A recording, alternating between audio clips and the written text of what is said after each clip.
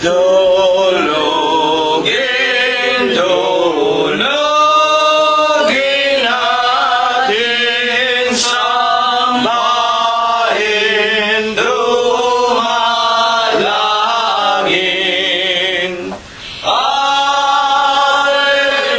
Alleluia, Alleluia, Diyos na mahawain.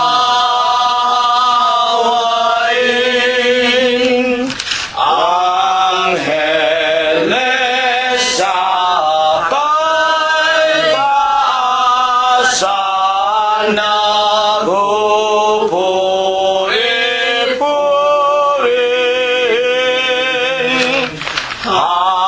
Halina mga kapatid sa templo ng amang Diyos.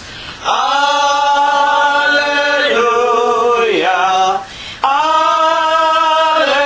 Alleluia, Diyos purihin, purihin. Amen.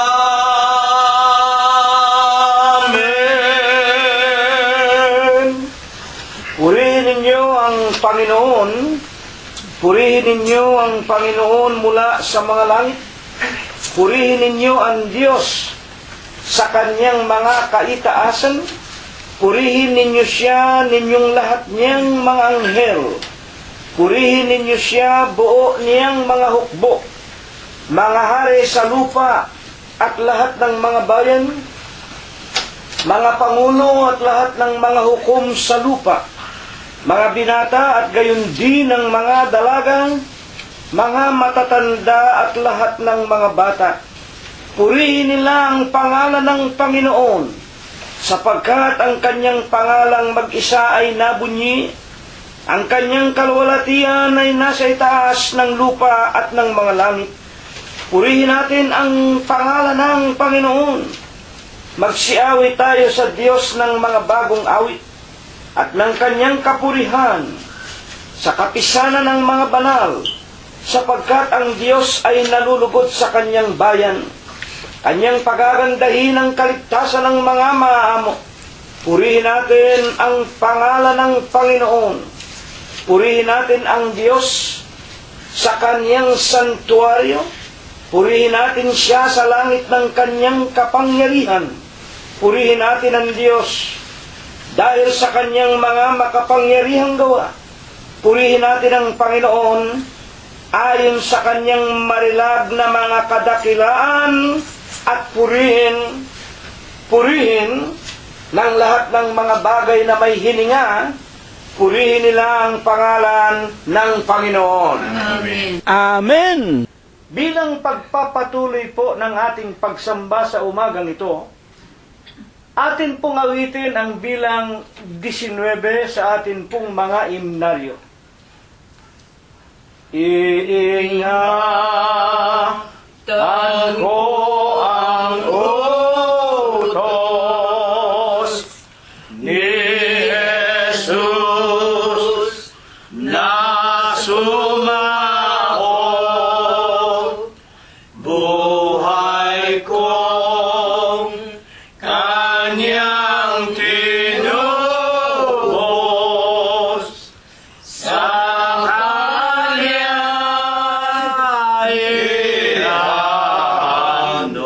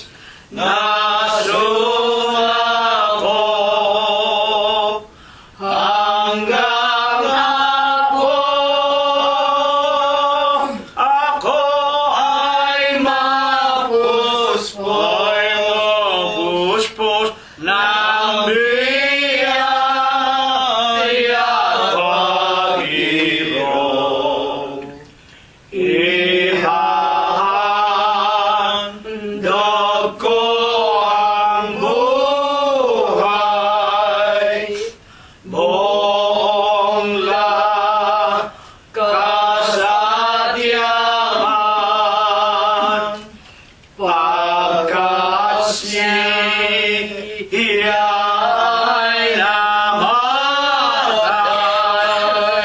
sa lako ang dahilan.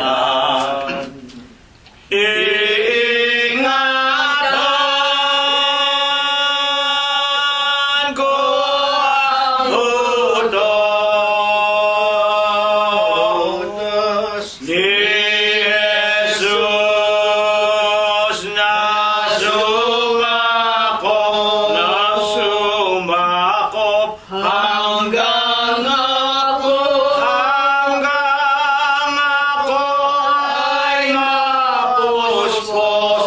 ay mapuspos ng biyaya pag-iro. Sana ako'y kaniyang pinawi, puso kong nalugami, siyang sa aking nagtangi, sa buhay ko'y natari. Ingatan ko ang utos ni Jesus na sumakop hanggang ako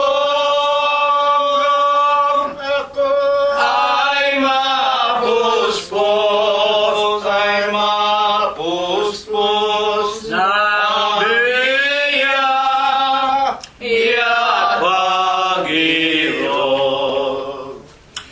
Atin pong ipagpatuloy ang ating mga pagpupuri at mga pagluwalhati sa pamamagitan po ng ating patuloy na pag-aawitan. Sa pangalan po ng ating Panginoong Jesucristo'y awitin natin ang bilang 66 sa atin pong mga himnaryo. Bagong taon, bagong buhay, puso'y gawin bagong tunay. Kami ngayon ay makamtan Jesus ng kapatawaran.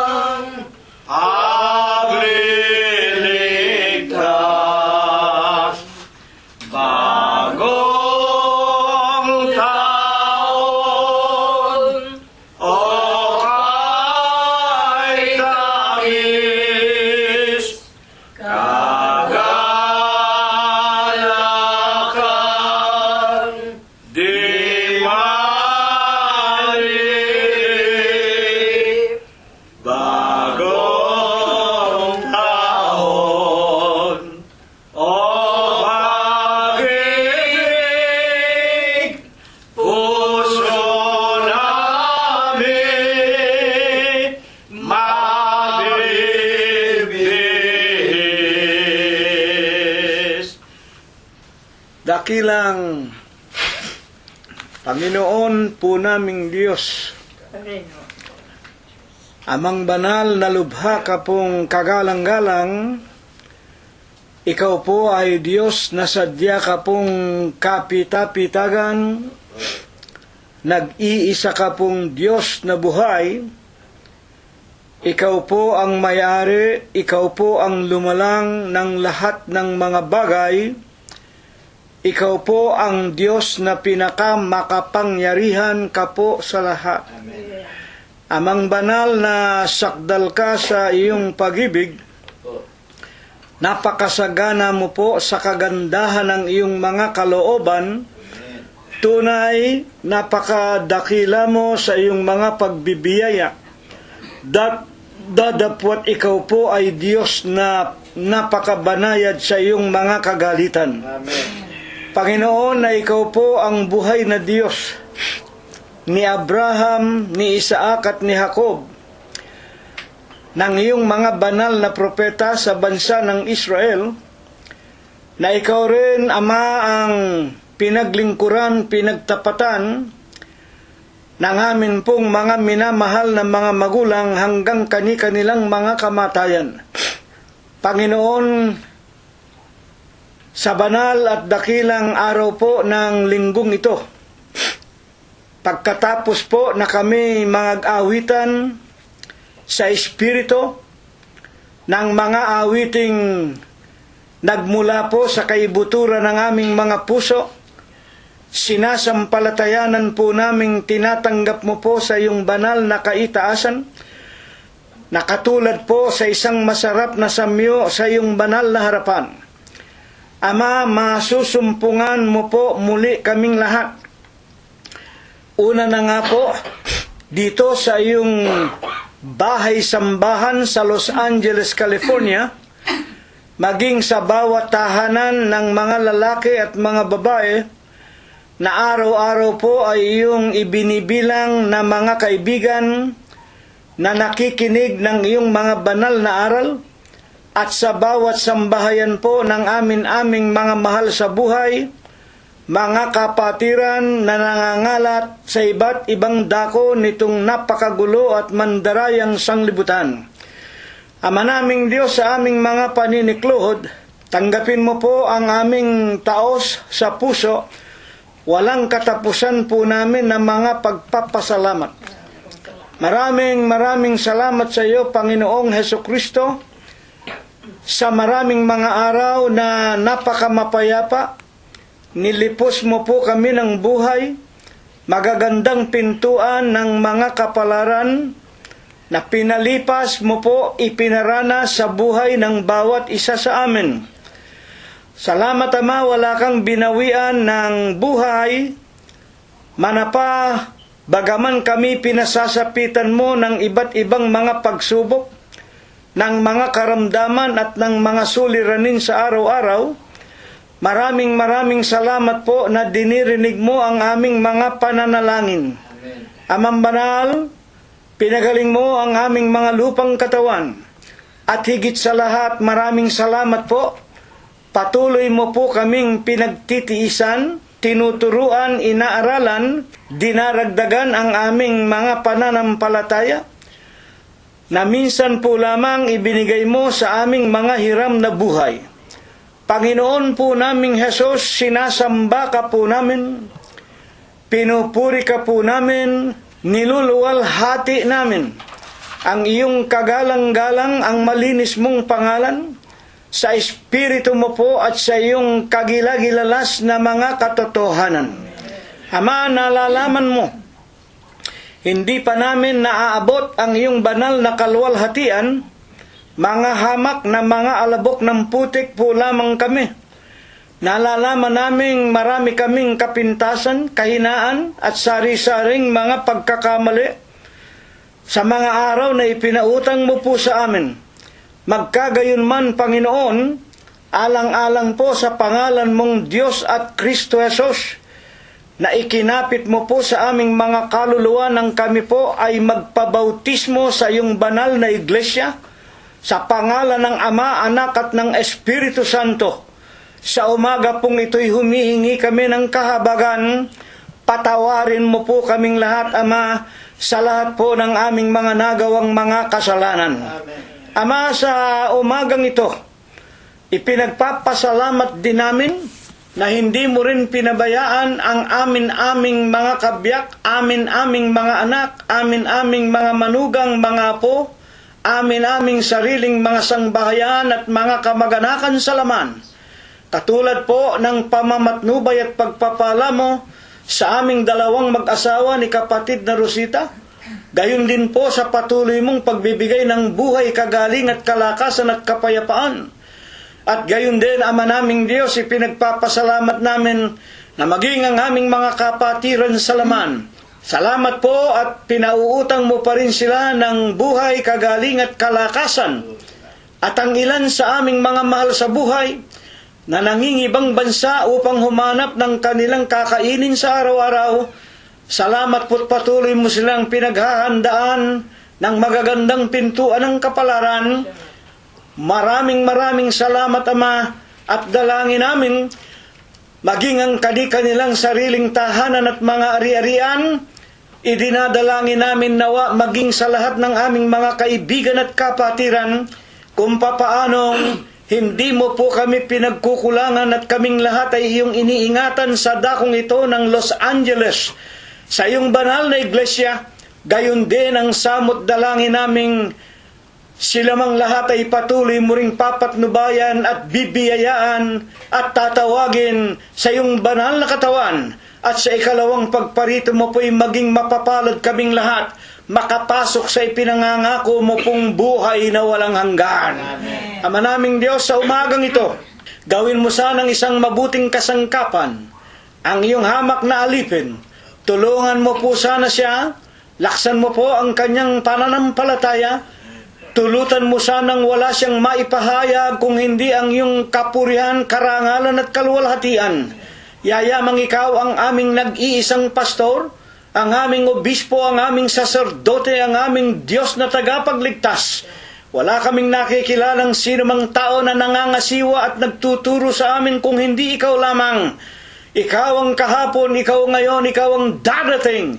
Ikaw po ang pinakamakapangyarihan sa lahat.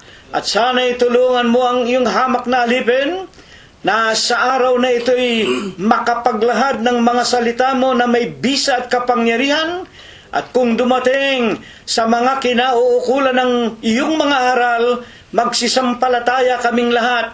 Kailanman hindi ka namatay, ikaw nga ang aming pastor na hanggang ngayon nagtuturo sa amin hanggang ikalawang pagparito mo po sa ibabaw nitong magulo at mandarayang sanglibutan. Amen. Ama naming Diyos, habang kami nangakikinig, hipuin mo po ang bawat isa sa amin. Pagalingin mo nawa ang aming mga karamdaman. Lutasin mo po ang aming sariling mga pang-araw-araw na suliranin sa buhay. At kami po inananampalataya, Panginoon naming Diyos, na ang marami na sa aming patuloy na tumatanda at nanghihina. Pangunahin na nga pong iyong aalalayan at bibigyan pa ng maraming mga araw. Una ang iyong hamak na lingkod, gayon din ang aking kabiyak si kapatid na Rosita, si kapatid na Prospero, Glenda, si kapatid na Concepcion, si Mirna, si Rogelio at si Expectacion. Ang lahat po ng ito, Ama naming Diyos, aming isinasamo, ipinapakiusap, sinasampalataya na naming dinirinig mo sa iyong kaharian sa langit. Ito po ang iyong gagawin sa amin, ibabasbas at ibebendisyon. Magmula po ngayon, magpakailanman. Amen. Sa umaga pong ito ay atin ang ihanda ang ating mga puso, ang ating mga kaluluwa, ang ating mga pandinig, lalo na nga po ang ating mga banal na kasulatan. Sa umaga pong ito, isang napakagandang aralin ang inihanda ng ating Panginoon upang ipakain, iparinig sa atin, ipainom tulad sa isang masarap na pagkain. Buksan na po natin ang ating aklat, ang ating mga Biblia, sa kanya pong Mateo 24:2. Ito po ay malimit na nating mapakinggan. Dadagpat sa isang talatang ito Hindi po matatapos ang kapaliwanagan, hindi matatapos ang aral. Napakarami po na makukuha tayong aral sa sitas na ito. Ano po ito, mga kapatid? Mateo 24:2. Datapwat siya ay sumagot at sa kanila ay sinabi, hindi baga ninyo nakikita ang lahat ng mga bagay na ito? Katotohanan ang sinasabi ko sa inyo, dito walang maiiwang isang bato sa ibabaw ng ibang bato na hindi ibabagsak. Nalalaman po natin ang mga pagkakataong ito, mga kapatid. Ito po ang pagkakataon na ang mga apostol kasama ang Panginoong Jesucristo lumabas sa templo ng Jerusalem. Itinuro ng mga alagad sa Panginoong Jesucristo, masdan mo ika ang kagandahan ng templong ito. Alam natin, mga kapatid, ang Diyos po hindi tumitira sa literal na templo o bahay na ginawa ng kamay ng tao. Alam po natin yan. Nang panahon, halos humigit kumulang 1,000 taon bago dumating ang taong ito. Pinanukala ni Propeta David na noon 2nd hari na inilagay ng Diyos pagkatapos ni Haring Saul, ipinanukala ni David sa Panginoon Diyos, igagawa kita ng bahay sapagkat ako ginawa mong hari. Binigyan mo ako ng magandang tahanan, pero ang iyong 2 tapyas na bato at ang 5 mga aklat ni Moses at ng iba pang mga propeta naroon lang sa likod. Kung ikukumpara sa panahon ngayon, yung banal na bagay ng Diyos, ang ganda ng bahay ng, halimbawa, sabihin na natin obispo. Ang ganda, palasyo, ang bahay ng obispo. Pero yung tinatawag na kaba ng tipan, nandun lang sa garahe. Kaya, sinabi ni David, ako, pinasagana mo ang ganda ng bahay ko, pero yung mga salita mo, nandun lang sa garahe. Kaya, Panginoon, ipagtatayo kita ng templo, at doon ilalagay ko ang iyong 2 tapyas na bato at ang kaba ng tipan at ang mga kautusan. At nagpakita at nagparinig ang Diyos kay David sa panaginip na sinasabi, David, David, maganda ang iyong hangarin. Anong bahay?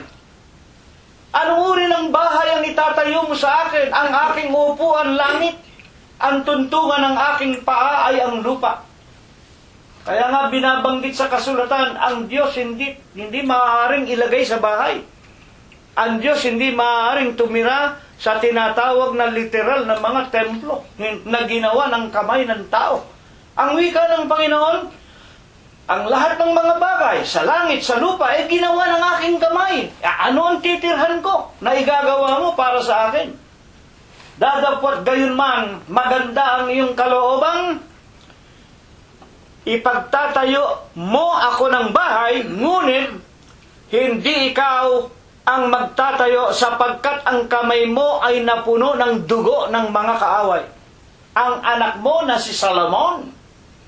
Kaya ito nga po, ng pagkakataong ito, humigit kumulang anyo 32, nang sila ay makapangaral sa loob ng templo ni Solomon, sa templo ng Jerusalem, na napakaganda talaga noon, mga tagapakinig. Ipinakilala at ipinagyayabang ng mga apostol. Tingnan mo ang ganda-ganda ng templong ito na ginawa sa iyo, pinanukala ni David at itinuloy ni Solomon. Dadapwa, ang Panginoon binanggit ang 24:2 na ito po ay isang hula. Ano nga ang kanyang sinabi? Siya'y sumagot at sa kanila'y sinabi, hindi ba ganinyo na nakikita ang lahat ng mga bagay na ito? Katotohanan ang sinasabi ko sa inyo, dito, makinig tayo mga kapatid, dito, yung templo sa Jerusalem, dito, walang maiiwang isang bato sa ibabaw ng ibang bato na hindi ibabagsak. Mahiwaga itong hula na ito, mga kapatid. Kaya nga, para ito ay ating maliwanagan, sa anong bahagi nga po o pagkakataon nga ito ay sinalita ng Panginoong Hesukristo? Bakit, ang ibig sabihin ng tanong, bakit dumating sa ganitong usapan? Ano ang ibig sabihin na magigiba ang templo ni Solomon, walang bato na mananatiling nakatayo sa ibabaw ng bato? 24:1. Ito nga po, mga kapatid at mga magulang, nang ipinamamalas ng mga alagad sa ating Panginoong Hesukristo ang napakagandang templong ito na para sa Kanya o para sa Diyos. Ngunit, binanggit ng Panginoon na ito'y masisira, walang matitira, walang bato sa ibabaw ng kapwa bato na hindi ibabagsak. At sa 24:3, para ito po ay maunawaan ng mga alagad. Talagang nag-isip ang mga alagad. Ano kaya ibig sabihin ng ating Panginoong Hesukristo?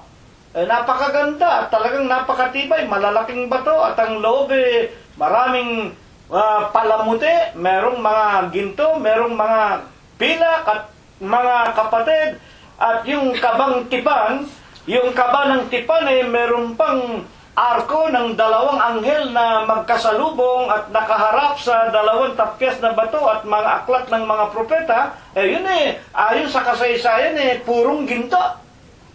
Pero mawawasak ka, walang bato sa kapwa bato na hindi ibabagsak. At nang mapakinggan ng mga alagad sila ng gilalas, ano kaya ibig sabihin ito? Kaya anong kanilang ginawa? 24:3. At samantalang si Jesus ay nakaupo sa bundok ng mga olibo, nagsilapit sa kanya ng bukod ang mga alagad na nagsasabi, sabihin mo sa amin, kailan mangyayari ang bagay na ito? At ano ang magiging tanda ng iyong pagparito at ng katapusan ng sanglibutan? Ano lamang ang kinakatawan ng hula ng Panginoon? Walang bato sa ibabaw ng kapwa bato na hindi ibubuwal. Ang tinatawag na katapusan ng sanglibutan at ang kanyang ikalawang pagparito. Mga tagapakinig po namin, yung hulang ito, itong hulang ito na ating pinag-aaralan, kumakatawan sa ikalawang pagparito. Ngayon, ang tanong natin ay ito. Ayon po sa kasaysayan ng Biblia o ng mga kasulatan, meron po bagang napasulat na nagiba o naiwasak nga ang templo ng Jerusalem? Nagkatotoo ba na yung napakagandang bahay na itinayo para sa Diyos ni David at ni Solomon ay nagiba at nabagsak? Ito po ang sinasabi ng kasaysayan. Buksan po natin. Nebuchadnezzar, king of Babylon. Si Nebuchadnezzar, hari ng Babylonia, noong taong 586 hanggang 516. Bago nagkatawan-tawang Kristo, came to reduce Jerusalem to rubble and send the temple up into flames. Referensya po sa aklat din ng banal na kasulatan. Makinig po tayo. Alam po ninyo, maging ang world history at ang Biblia, iisa po ang kanilang paliwanag. Hindi ko na kailangang basahin ang paliwanag ng history of the world. Mga tagapakinig ni Elson Smith, na kumakatawan sa The Modern Times and the Living Past, kung babasahin ninyo, nandun po ang unang-unang hari na kinilala ng sanglibutan, sang-ayon po sa banal na kasulatan din naman, ang ulo sa panaginip ni Nabucodonosor, ang ulong ginto, siya yun. Mga tagapakinig po namin, at ito nga po ang unang-una sumalakay sa Jerusalem o sa Judea na ikinawasa, sinuno ang templo, iginiba ang lahat. And he carried out from there all the treasures of the house of the Lord and the treasures of the king's house. And he cut in pieces, kanyang pinagputol-putol, all the articles of gold which Solomon, king of Israel, had made in the temple of the Lord. Yung mismong banal na dako na kinaroroonan ng tinatawag na tipan ng Diyos at yung mga ginto, pinagputol-putol, winasa, tinangay ni Nabucodonosor, dinala sa kanyang Babylonia. Mga kapatid, and he carried into captivity all Jerusalem, all the captains and all the mighty men of valor, 10,000 captives, and all the craftsmen and smiths. None remain except the poorest people of the land. Thus it is well known today as the Israelites, 70 years of Babylonian captivity. Tinanay nga po niya ang mga dakilang tao ng Israel.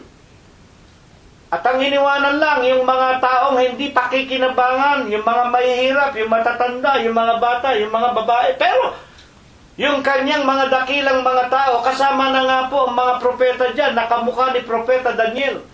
Mga tagapakinig, at sila nga po, ibinilanggo doon sa tinatawag na Babylonia sa loob ng 70 taon. Sa mga tweet, yung sinabi ng Panginoong Jesucristo, walang bato sa ibabaw ng kapwa bato na hindi ibabagsak sa templong ito na itinayo ni David at ni Solomon para sa akin. Ito po yung nangyari na. Talagang iginiba po ang tinatawag na templo ng Jerusalem. Mga tagapakinig, at tinangay ang lahat ng mga mahahalagang mga bagay na ginagamit sa mga kabanalan ng mga Israelita, maging ang mga taong mga propeta ng Diyos, tinangay. Inalipin sa loob ng 70 taon sa pagkabilanggo doon sa Babylonia. Mga kapatid, naganap. Pero ano po ang nangyari? Dumating na po baga ang tinatawag na ikalawang pagparito ng Panginoon? Dumating na ba ang araw ng paghukom? Noong humigit kumulang 516 na sila'y iginiba ng unang ulo na unang hari na naghari sa sanglibutan na si Nabucodonosor, hindi po. Nanatili pa rin. At paano nga nakapanatili? Mga kapatid, na bagaman giba naroon pa rin ang tinatawag na templo ng Jerusalem, bagaman baksak na ang mga bato. Kamukha nang nakikita natin ngayon. O meron pang natitira, wala na po ang templo ng Jerusalem. Hanggang ngayon, hindi na po ito pinag-ukulan pa ng pansin ng mga Hudyo o ng mga Israelita. Ang natitira sa Jerusalem, alin? The Wailing Wall. Yung kapirasong tabiki, yung kapirasong dinding. Yun na lang natitira, meron pang nakatayo. Ang ibig sabihin, hindi pa tuloy ang nagiba ang lahat ng mga bato. At maging noong ito'y lusubin ni Nabucodonosor, hindi po naging planchado, meron pang natitirang mga bato. Kaya nga, mga kapatid at mga magulang, hanggang ngayon, meron pang tabiki, meron pang Wailing Wall. Kaya hindi pa nagaganap ang hula, walang matatayo sa ibabaw ng kapwa bato na hindi ibabagsak. Sa mga tweet, nanatili baga, nagiba ang templo ng Jerusalem? Basahin po natin ayon sa kasaysayan, no? This is the second temple period. Ito ang panahon ng ikalawang templo. Sa mga tweet, yung unang templo, naiwasak nga, nagiba nga ni Nabucodonosor. Ngunit dumating ang pagkakataon, itinayo yung tinatawag na ikalawang templo. Reconstruction ang ibig sabihin. Paanong paraan nagkaroon ito ng muling pagtatayo? Basahin natin ang kasaysayan, no? Between 516 before Christ and 70 AD, it replaced the first temple which was destroyed in 586 when the Jews of the kingdom of Judah went to exile known as the Babylonian captivity. Sa Tagalog, noong 516 hanggang 70, panahon ng Panginoon, ay muling ibinangon ang unang templo na sinira ni Nabucodonosor noong 586 nang ang mga Hudyo, ang kaharian ng Huda ay itinapon doon sa tinatawag na Babylonia. Ito nga ang 70 years of Babylonian captivity. Paano ito? Muling naitayo. During the accessions of Cyrus the Great of Persia in 538 before Christ, made the reestablishment of the city of Jerusalem and the rebuilding of the temple possible. Nang panahon na ng pagbangon ni Ciro na dakila na hari ng Persia, ibig kong malaman ninyo, nang bumagsak na ang kaharian ng Babylonia, meron pong sumunod na naghari. Una na nga po si Cyrus the Great. Alam po ninyo, napakinggan na natin ang kasaysayan ni Nabucodonosor, ang kasaysayan ng sanglibutan. Ito po ang kumakatawan sa kakilakilabot na panaginip ni Haring Nabucodonosor nang siya'y nasa taluktok ng kanyang kapangyarihan at bihag niya ang mga anak ng Diyos sa loob ng 70 taon sa Babylonia. Ang Diyos ay nagpakita ng pangitain sa kanya na siya'y nasa harap ng isang kakilakilabot na estatwa.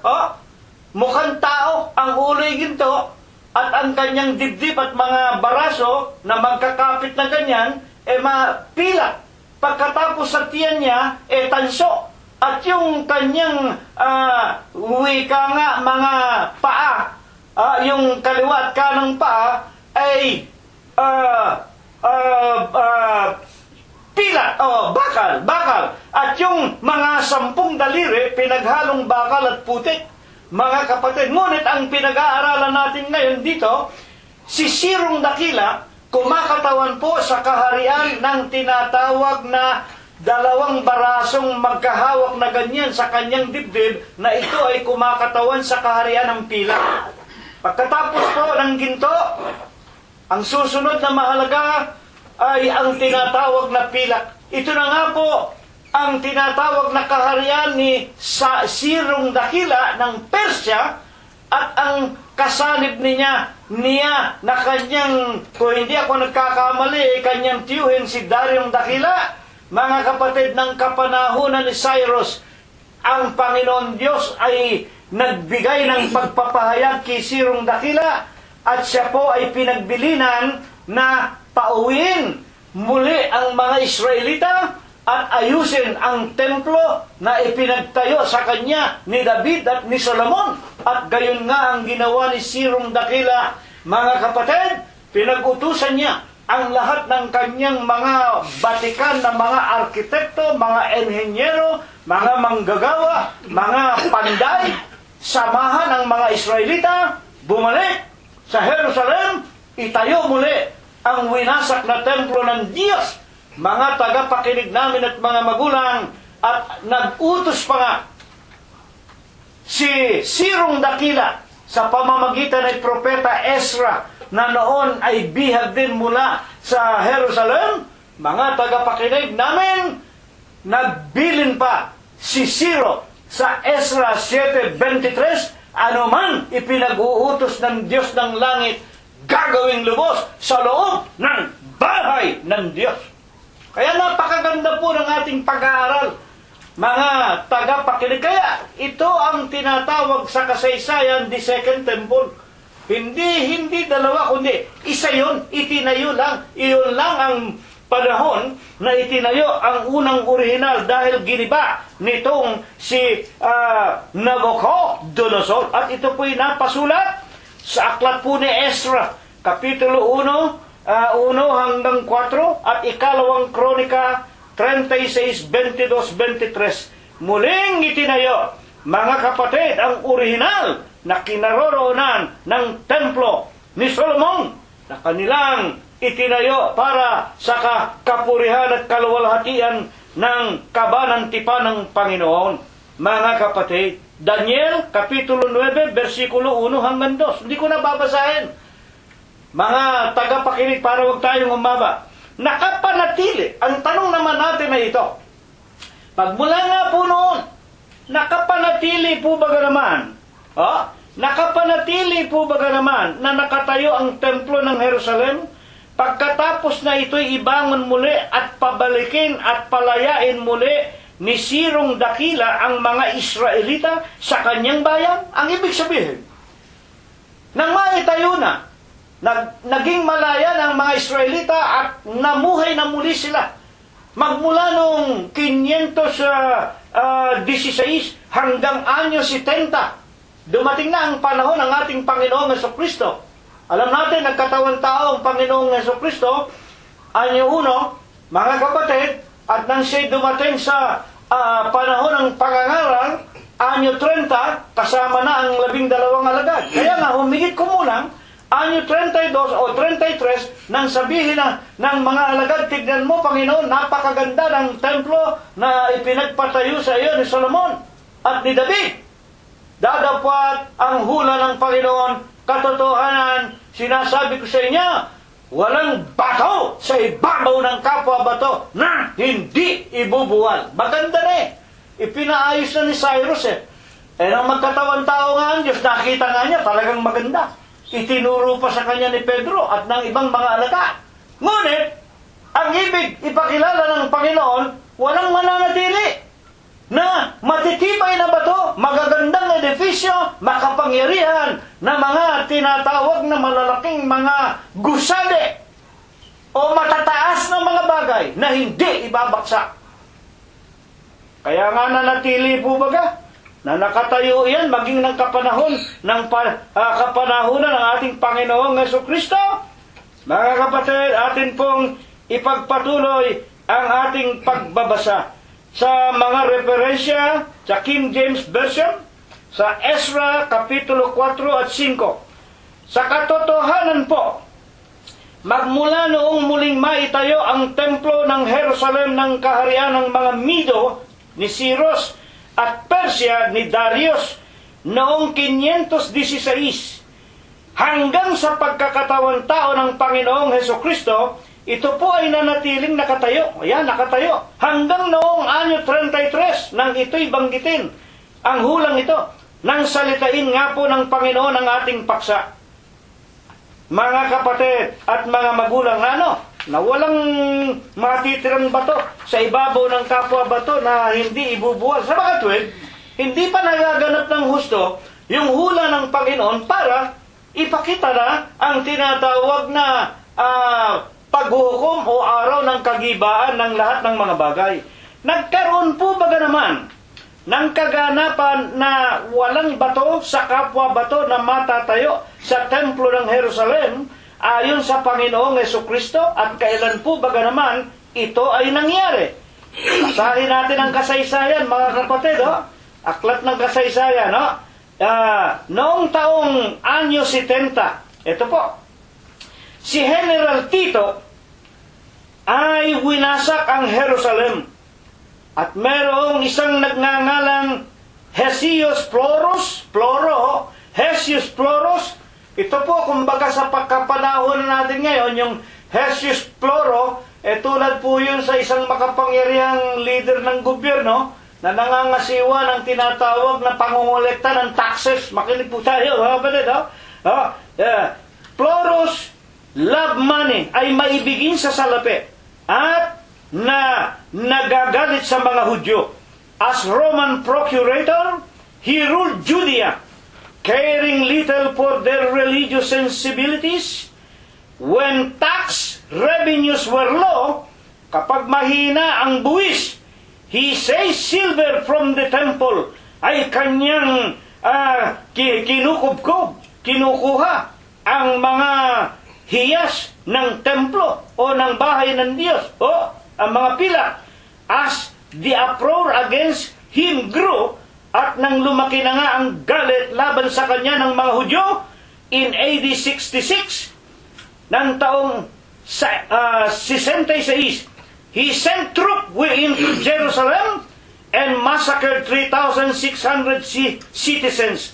Ploro's action touched off an explosive rebellion, which is the first Jewish revolt that had been sizzling for some time.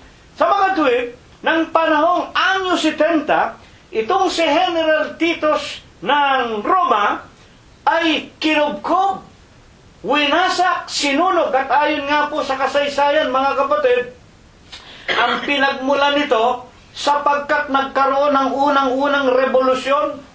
Yung mga Israelita nung araw, yes sir lang sa tinatawag na pamahalaan ng Caesar sa Roma, umalma na, lumaban na. Bakit? Masyado naman itong tax collector ng Roma. Lalo na itong si Ploro. Pagka humihina ang kita ni Ploro, mga kapatid, pinupuntahan niya ang templo ng Jerusalem, kinukuha niya ang mga silver doon, ang mga pilak, ang mga ginto, na yun ay ginagamit sa paglilingkod ng mga Israelita sa paghahandog sa Diyos. At dito nga po bumangon yung tinatawag na mga silots. Alam mo ninyong silot sa Biblia, pag nababanggit yung silot, mga mapagmalasakit sa Diyos. Ito yung mga Hudyo, mga Israelita, na nagkaisa ng damdamin na hindi tayo maaaring malupig ng mga taong ito. Sila po'y lumaban sa gobyerno ni Caesar. At kung babasahin ninyo ang kasaysayan ng pagkukubkob ng tinatawag na mga Romanos laban sa siyudad ng Jerusalem, alam ba ninyo yung templo ni Solomon? Yung po ay nasa loob ng maliit na siyudad.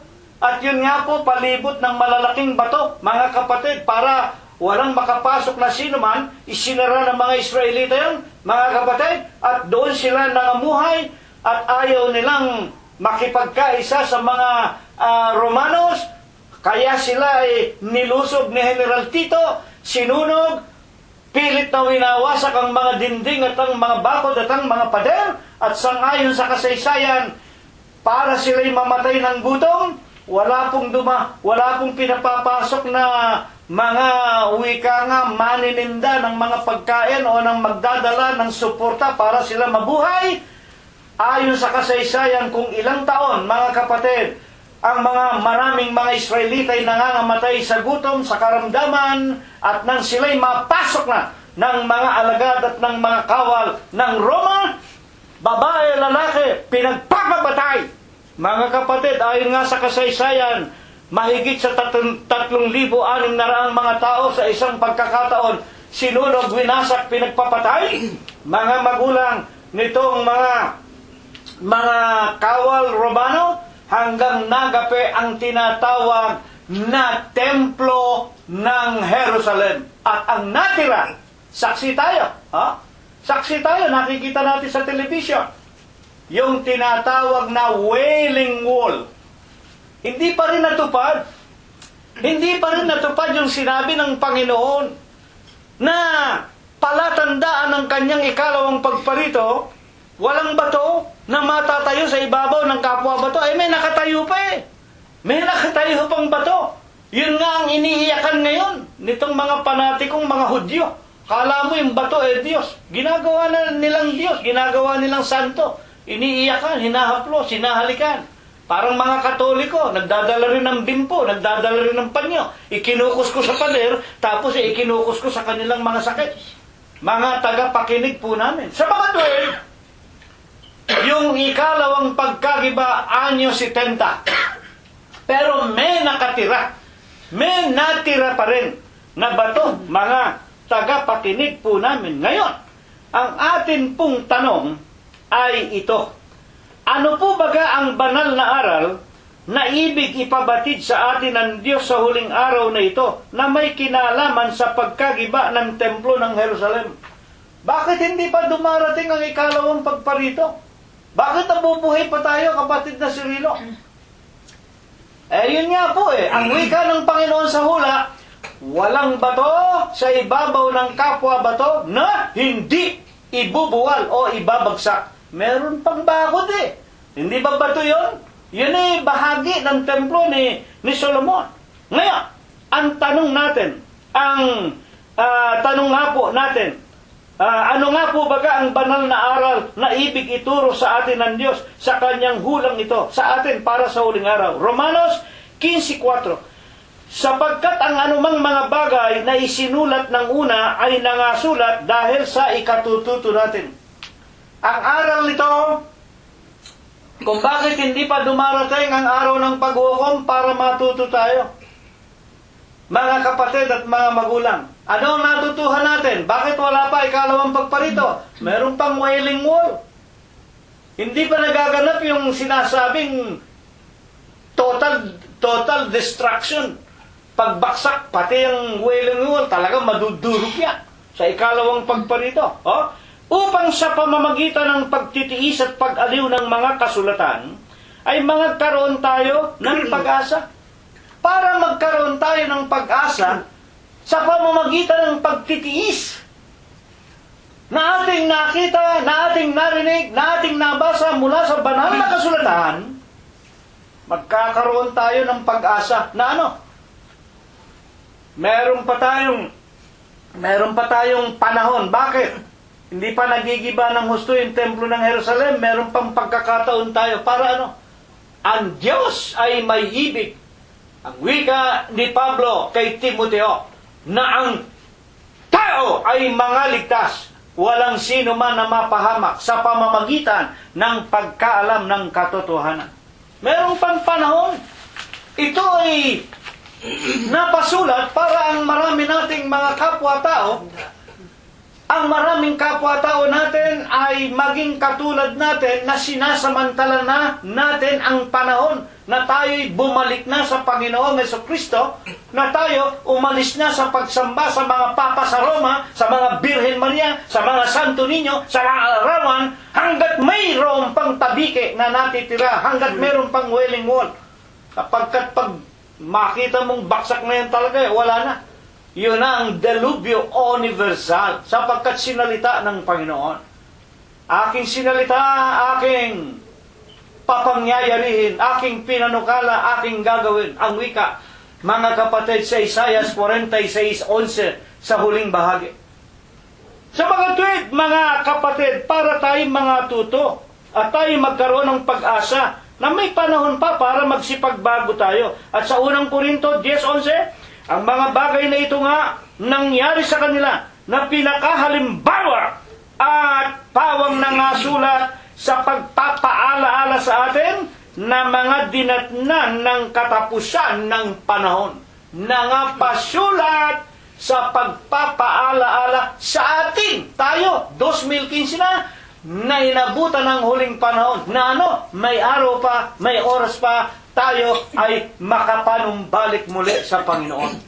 At sa aklat ng mga gawa 17:24, ang Diyos na gumawa ng sanglibutan at ng lahat ng mga bagay na naririto, siya ang Diyos, palibhasa Panginoon ng langit at ng lupa, hindi tumatahan sa templong ginawa ng kamay ng mga tao. Ano ang kukuhanin natin dito? Mga tagapakinig po natin, ano ang dapat nating maging pag-asa? Ano ang dapat nating gagawin na sa huling araw? Huwag na tayong umasa. Saan? Na ang Diyos matatagpuan natin sa mga katedral, sa mga templo, sa mga tinatawag na literal na mga bahay, sambahan na ginawa ng kamay ng mga tao. Sa bakatwid, napakaganda. Meron pang natitirang pagkakataon, hindi pa bumabaksak ng lubos na pagkagiba ang wailing wall, mag-isip-isip na tayo. Tayo sa huling araw na hanggang ngayon ay umaasa pa sa mga Diyos-Diyusan, at tayo umaasa pa sa mga kapaimbabawan. Mas gusto pa natin, doon tayo pupunta sa katedral, lalabas pa tayo ng bahay, mamamasahe pa, mga kapatid, at pagkatapos pupunta tayo kung saan-saang mga ginawa ng kamay ng mga templo. Pagka araw ng Huwebes, punta ka sa St. Jude. Pagka araw ng Biyernes, pumunta ka sa Quiapo. Pagka araw ng Miyerkules, pumunta ka sa Baclaran. Ano sinasabi ng banal na kasulatan? Ang Diyos hindi tumitira sa mga bahay na ginawa ng kamay ng tao. Mga kapatid at mga magulang, kaya nga sinabi ng Panginoong Hesus sa huling araw, bago ako pumarito, gigibain ko ang lahat ng mga building na yan. Pati ang templo ni Solomon. Hindi naman ako tumitira sa bahay na ginawa ng kamay ng tao. Kaya ko lang ipinahintulot sapagkat ang aking lingkod na si David, maganda ang kanyang puso, maganda ang kanyang hangarin. Pero, ang Diyos hindi tumitira sa tinatawag na mga edifisyo na nakikita, nahihipo, mga kapatid. At sapagkat ang Panginoon Diyos nasa lahat ng dako, ang upuan niya, ang langit, ang tuntungan ng kanyang paa, ang lupa, anong uri ng buhay o bahay ang itatayo mo sa akin, ang wika niya kay Propeta David. Ngayon, basahin po natin ang ipinagtatagubili ng iba pang mga apostol na kamukha ni Apostol Pedro upang ito po'y lubos nating maliwanagan. Ikalawang Pedro 3:10, darating ang araw ng Panginoon na gaya ng magnanakaw. Putulin ko muna. Yung hula ng Panginoong Jesucristo, mga kapatid, na magigiba, babaksak ang bato sa ibabaw ng kapwa bato, walang nakakaalam niyan kung kailan darating. Napakarami na pong relihiyon. Humula, una na nga yung mga Sabadista nung araw. Ilang ulit nang humula yung mga Sabadista. Mga tagapakinig, kung babasahin ninyong kasaysayan ng 7-day Adventism, noong pang 1876, if I am not mistaken, at sunod-sunod yun, ilang taon, hula ng hula yung kanilang mga propeta. At tuwing humuhula sila, yung kanilang mga membro, pagdating ng araw na hula ng kanila daw propeta o ng kanilang obispo, nagpupuntaan na sila sa mga bundok. Hindi na sila bumababa ng bayan.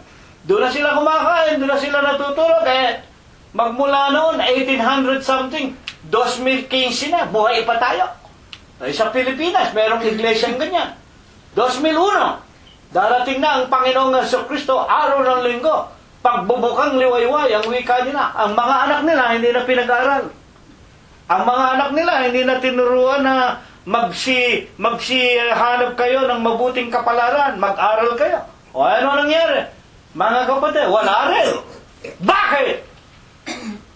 Ang wika ni Apostol Pedro, ang Panginoong Jesucristo ay darating na gaya ng magnanakaw. Ano ba ibig sabihin ng gaya ng magnanakaw? Wala pong magnanakaw na kung nanakawan kayo mamayang gabi ay kakatok sa inyo.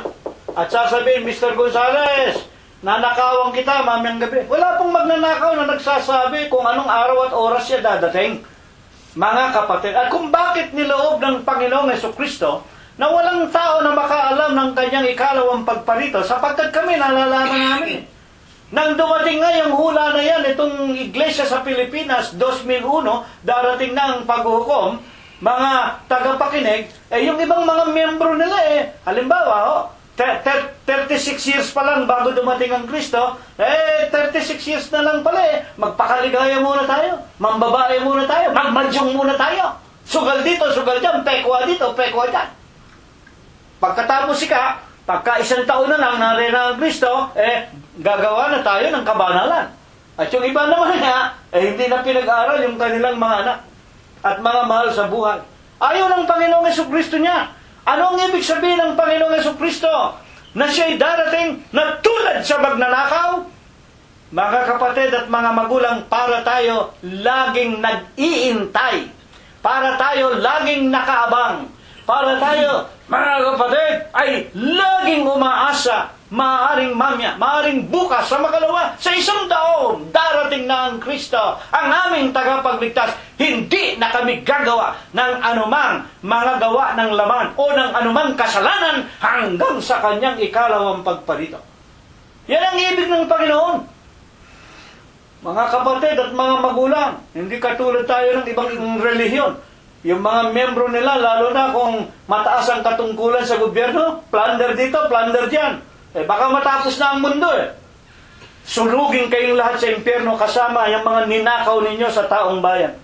Mga tagapakinig, darating ang araw ng Panginoon na gaya ng magnanakaw, 2 Pedro 3:10, na ang sangkalangitan sa araw na yan ay mapaparang nakasabay ng malaking ugong at ang mga bagay sa langit mapupugnaw sa matinding init at ang lupa at ang mga gawang nasa lupa parang mga susunog. Kaya, ito ang tinatawag na kahulugan. Nang sabihin ng Panginoong Jesucristo, nakikita ba ninyo ang mga bagay na ito? Katotohanan ang sinasabi ko sa inyo, dito walang bato sa ibabaw ng kapwa bato na hindi ibabagsak. Hindi lang ibabagsak, bagsak na susunugin pa. Kaya nga maging ang mga pare na sumulat ng pasyon, kanilang sinasabi, magmumula nga sa langit, ulan, apoy na masakit, susunog at magpapasakit sa mga taong bulisik. Kahoy, puno at mga edifisyo para masusunog dito. Ang wika ng pasyon na isinulat ng mga pare. Walang matitirang edifisyo. Walang matitirang punong kahoy. Walang matitira na sino man. Ang lahat ng bagay, wasak. Ang lahat ng bagay, mga kapatid at mga magulang, ay giba. At ayon kay Apostol Pablo, ang espiritual na pakahulugan, makinig tayo, yung binanggit ko at binasa ko, literal. Pero merong tinatawag na pakahulugan, ang tinatawag na pagbaksak ng mga matataas na edifisyo, gaano man ito makapangyarihan, gaano man ito kaganda. Ano ang sinasabi ni Apostol Pablo? Buksan po natin ang unang Korinto 1:19. Sapagkat nasusulat, iwawalat ko ang karunungan ng marurunong at isasawala ko ang kabaitan ng mga mababait. Hindi ba totoo yan? Pagdating ng ikalawang pagparito, hindi ba maraming mga taong mga mayayabang? Ang ibig sabihin lang ng talatang ito, yung mga mapagmataas, yung mga nasa taluktok, yung mga makapangyarihan, yung mga nagsasabing sila'y hindi nagsisinungaling, yung mga nagsasabing sila'y mababait, yung mga nagsasabing sila'y matatalino. Pagdating ng hula, ng pagkagiba ng mga matataas na bagay na ito, isasawala ko ang wika, iwawala, gigibain ang karunungan ng mga marurunong at isasawala, babaliwalain ko ang kabaitan ng mababait. Na ito ipinaliliwanag din naman ni Isaias sa kanyang Kapitulo 2, versikulo 1, huling-huling talata na aking babasahin sa Isaias. Ang kahambugan ng tao ay huhutukin at ang mapagmataas na mga tao ay mabababa. At ang Panginoon mag-isa ay mabubunyi sa kaarawang yaon, sa ikalawang pagparito. At ang mga Diyos-Diyosa ay mapapawing lubos. Napakaganda. Sa makatwid ng salitain ng Panginoong Jesucristo, walang bato, na kapwa bato, na hindi ibubuwal. Ang ibig lang sabihin ng bato sa spiritual na pananalita ay kapangyarihan. Di ba nasusulat? Ang Diyos ang aking malaking bato. Ang Diyos ang aking tanggulan. The Lord God is my rock. The Lord is my shield. Sa mga katwid, pag binabanggit yung bato, makapangyarihan, mataas. Na yan ngayon ang tinatawag na ibig ang kinin ng mga tao. Kaya nga, merong iglesia, merong relihiyon sa buong sanglibutan, napaka-makapangyarihan. Vicarious Filii Dei, ang kanilang obispo, ang kanilang tagapangasiwa, yung Papa sa Roma. Sipin mo yan, Vicarious Filii Dei, pinalitan ninyo ang Diyos. Pinalitan ninyo ang ating Panginoong Jesucristo. Anong sinasabi ni Propeta Isaias? Ang kahambugan ng tao. O hindi ba kahambugan yung ginagawa ninyo? Kayo na nasa simbahang Katoliko, puro na lang pagpupuri, pagpaparangal sa inyong mga papa sa Roma, sa inyong mga Diyos-Diyusan, ibabaksak ng Diyos ang mga mapagmataas na mga tao, mabababa. Ang Panginoon, mag-isa, mabubunyi sa kaarawang yaon. Ang Panginoong Jesucristo, siya naman ang makikilala ng lahat pagkatapos na ibaksak niya ang lahat ng makapangyarihan ng mga pamahalaan ng tao at ng mga reliyon. Ang sarili ng Panginoon ang mabubunyi at magiging mataas, at sa 2:18 ng Isaias, ang mga Diyos-Diyusan ay mapapawing lubos. Mapapawi ang Papa sa Roma, mapapawi ang mga sugong anghel, mapapawi ang mga Maria, ang mga Santa Maria, ang mga Santo Niño, na mga Diyos-Diyusan ninyo, kalunsad, kung sino-sino pa, Lorenzo Ruiz, susunugin lahat ng Diyos yan. Mga kapatid, walang bato sa ibabaw ng kapwa bato na hindi ibabaksak at ang ibabango ng Diyos yung kanyang sarili sa pamamagitan nga po ng Iglesia ng Diyos kay Kristo Jesus. Kaya nga sinasabi sa Efeso 3:10, upang ngayon sa pamamagitan ng Iglesia ay maipakilala at maipahayag sa lahat ang kagilagilalas na kapangyarihan, kaluwalhatian at karunungan ng Diyos. Amen. Mga kapatid, ito po ang napakagandang aral. Mateo 24:2. Sampalatayanan po natin.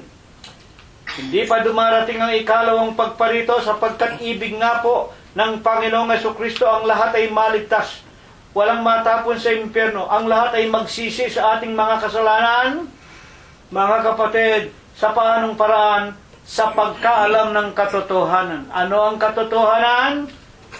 Banalin mo sila sa katotohanan. Juan 17:17. Ang salita mo'y katotohanan. Dito po namin kayo inaanyayahan, mga bagong mga kaibigan namin.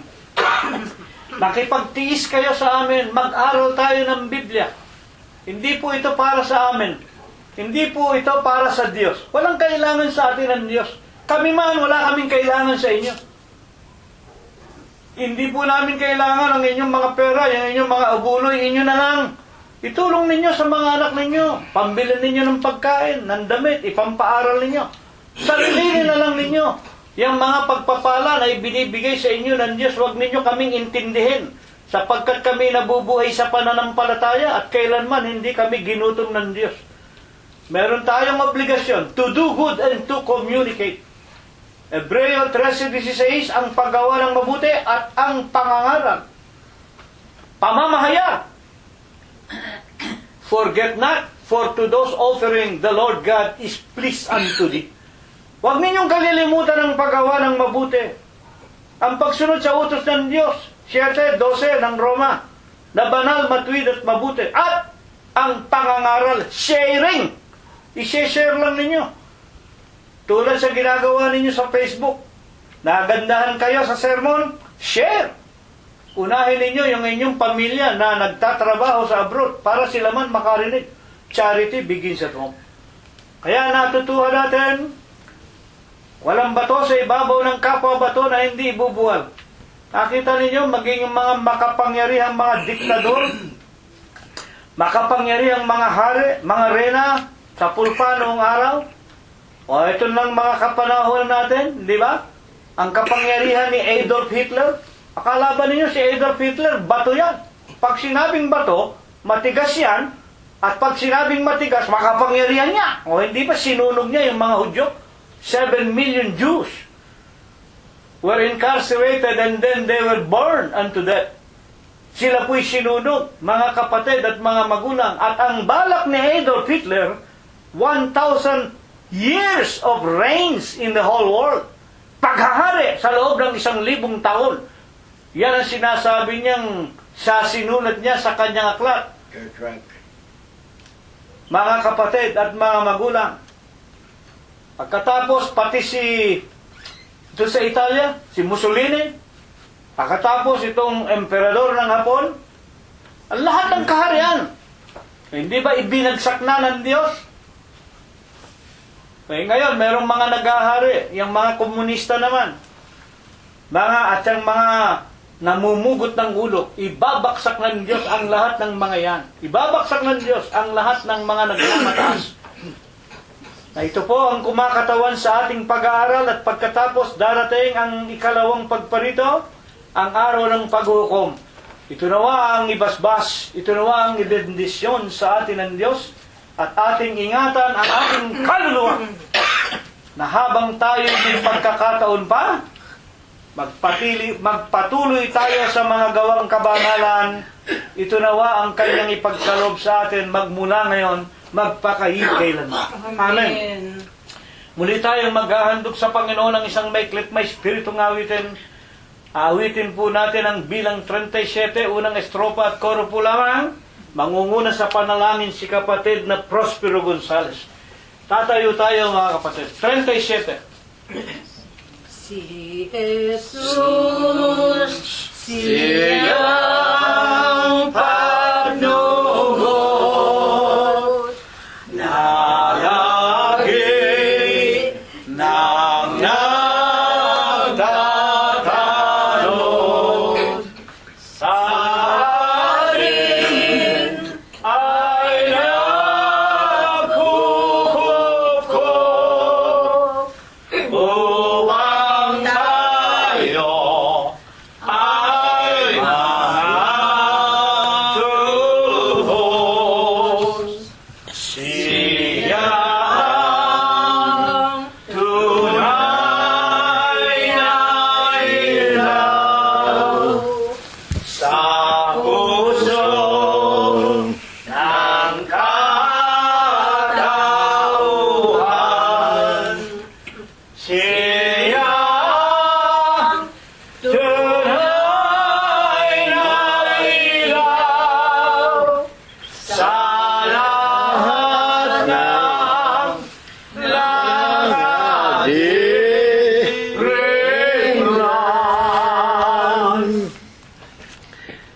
Dakilang Panginoon po naming Diyos, Panginoon po namin mo Diyos.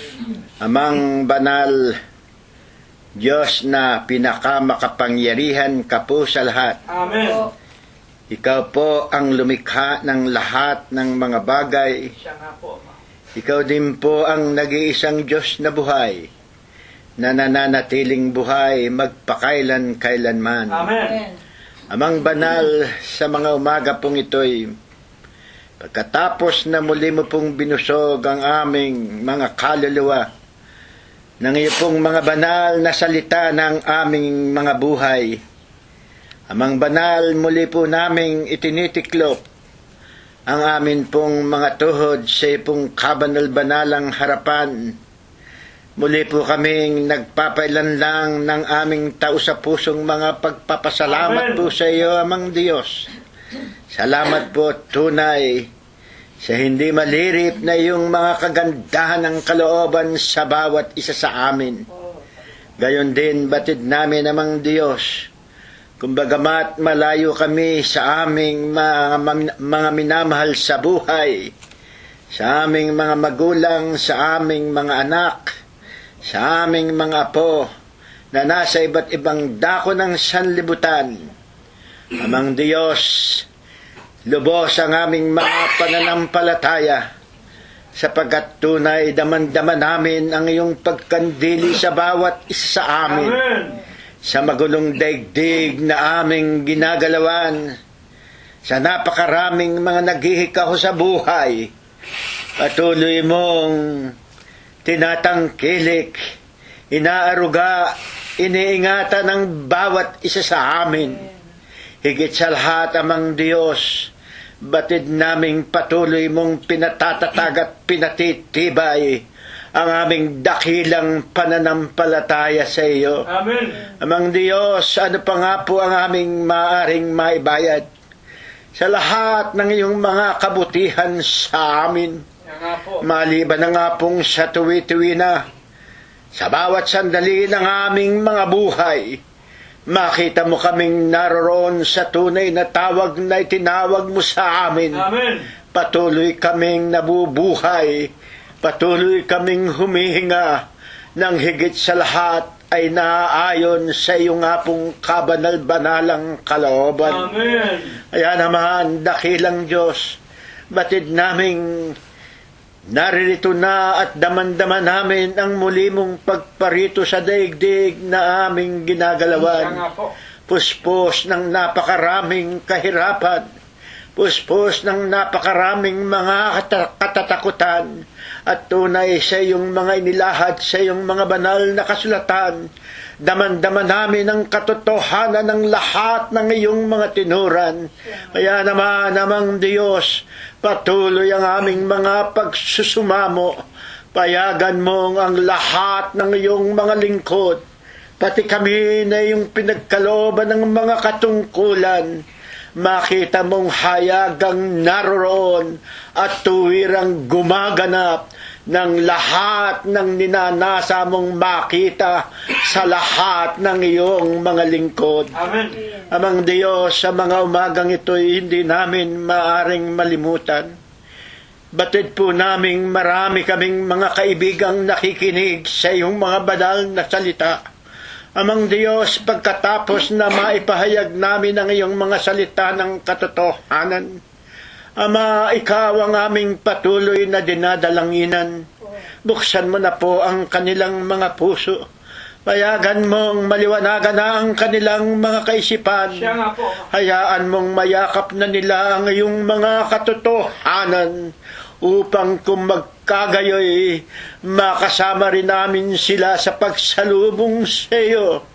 Magsama-sama kami doon sa ipinangangako mo pong buhay na walang hanggan. Amen.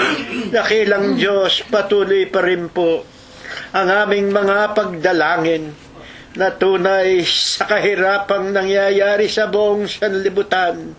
Amang banal amin patuloy na idinadalangin. Kung mayroon mang mga kapatiran, kung mayroon mang kaming mga kaibigan na nakakaranas ng tunay na maraming mga suliranin at kabagabagan, amang Diyos, sa aming mga dalangin ito at sa kanilang mga paghibik sa iyo, iladlad mo na rin ang iyong mapagpalang kamay. Kung saan mayroong mga karamdaman, hipuin mo na rin ang kanilang mga lupang katawan. Ibalik mo ang kanilang mga kalakasan.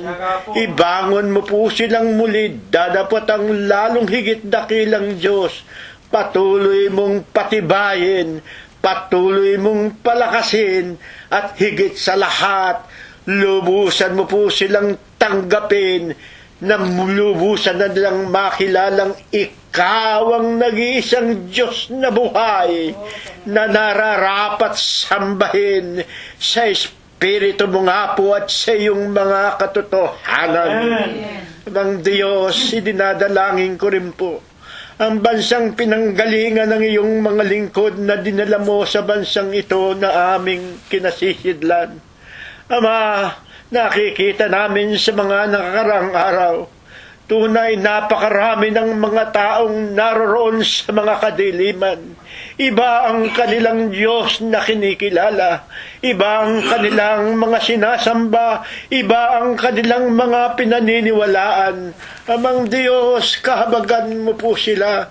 Marami ang mga taong nagnanasa sa diyan ng kaligtasan, ng tunay na mga katotohanan, dadapat dala ng napakalagim na kadiliman.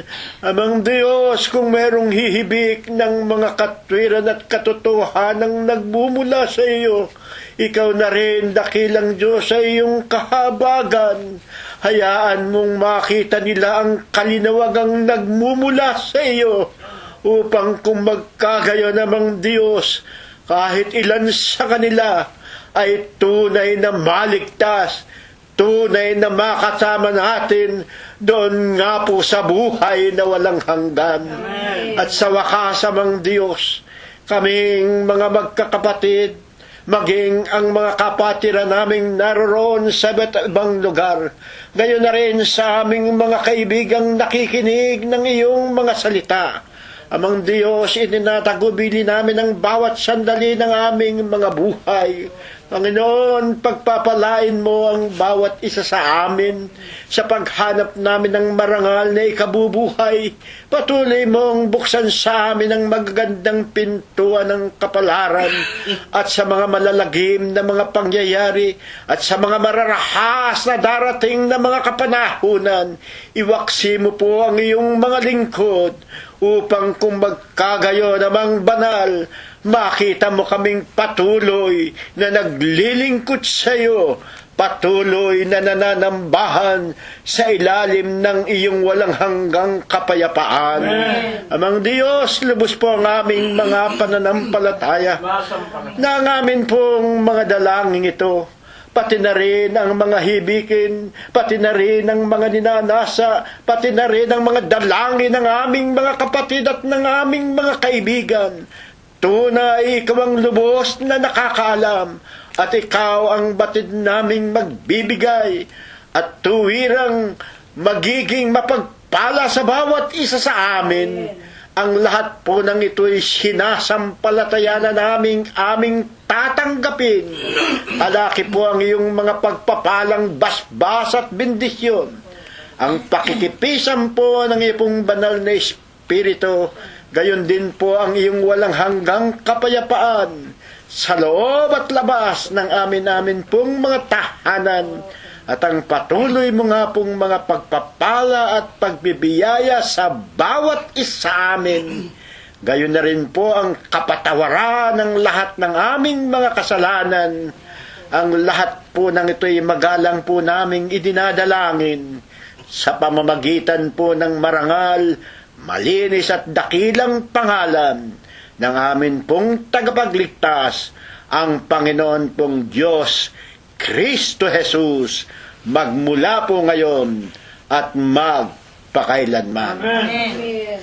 Diyos na makapangyarihan sa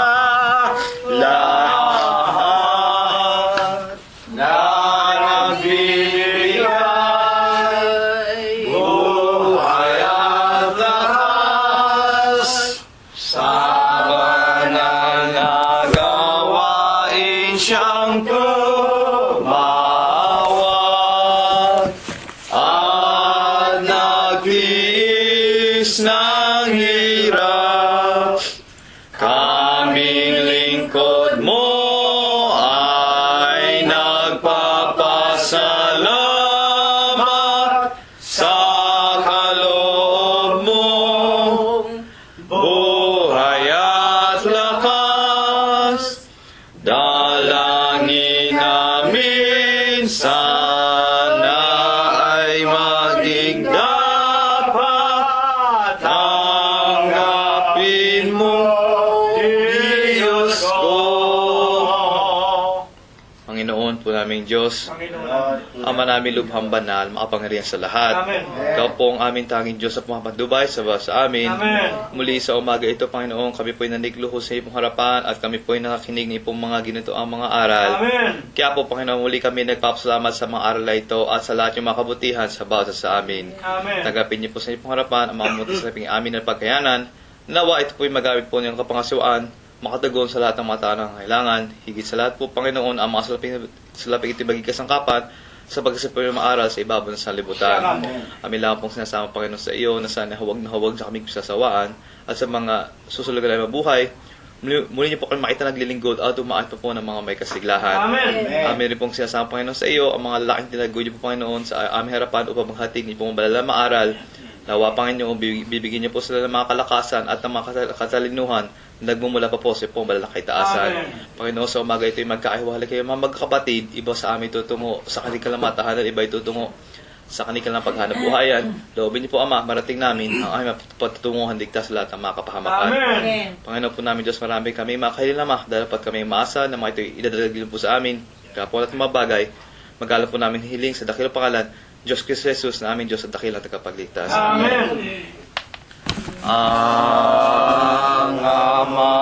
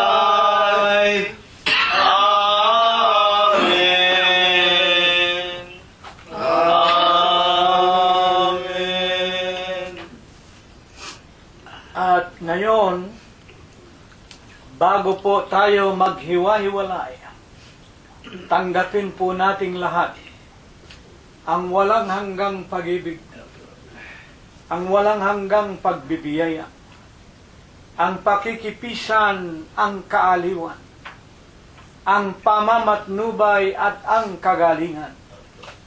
Gayon din ang hindi maulatang banal na biyaya, basbas at bendisyon, pagliligtas at pagpapagaling ng kanyang banal na espiritu, tunawaang muli niyang ipagkaloob sa ating mga magkakapatid sa umagang ito, hanggang sa lahat ng ating mga kabiyak, ating mga anak, mga manugang, mga apo, kasangbahay at kamag-anakan sa Laman.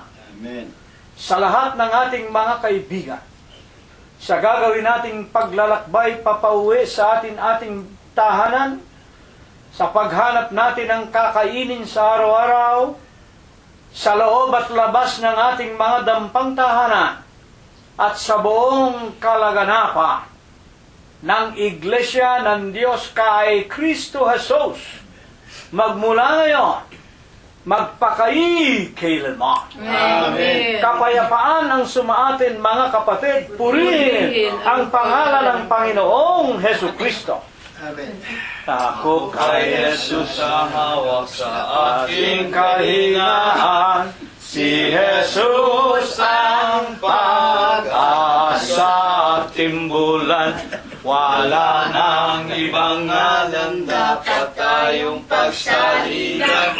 Diyos Kristo, Jesus, tunay na tunay. Ako'y hawak kay Jesus at ako'y lalaban. Ako'y hawak kay Jesus hanggang kamatayan. Ako'y hawak kay Jesus, hindi hiwalay.